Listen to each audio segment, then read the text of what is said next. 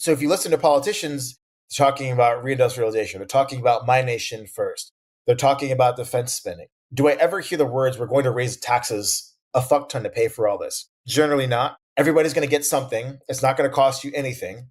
And how are we going to do it? We're going to lean on the central banks to print the money. We're going to lean on the fiduciaries to buy the debt that we're issuing. We're going to lean on the banking system to lend more to the right type of companies. And this is global. And so when you're in this Fed cutting cycle, they're cutting rates, even though the US economy is growing at something like 4% real GDP. Inflation is above their target. So again, all around the world, the politicians are going to print more money. And so I see it as a completely different scenario than, let's even talk about 2021, when Jerome Powell was talking about tightening credit, when every central bank was tightening credit because of inflation.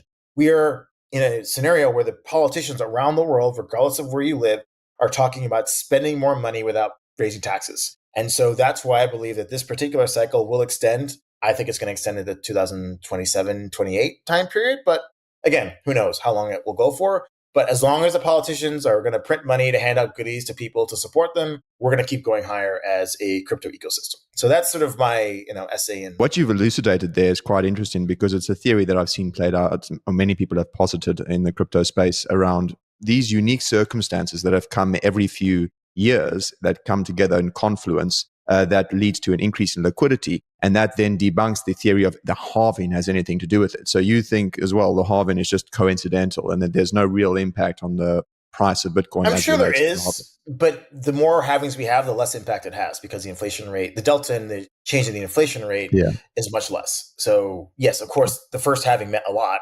The subsequent on the fifth halving, whatever it is, means much less. Less impact in total. So now then coming back to this cycle, if they're going to be extended because it's not following the 4-year metronome of a cycle, do you think that there's going to be a blow off top, or is there going to be a super cycle? Oh, this is going to be obviously absolutely blow off top. Absolutely. We're humans. Okay. We haven't changed. Okay.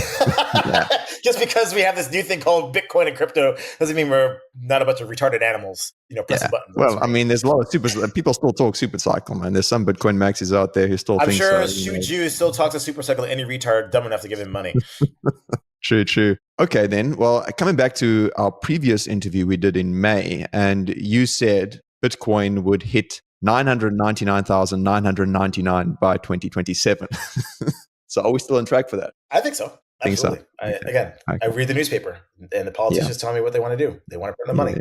And so as long as they want to print the money, I'm going to hold the Bitcoin.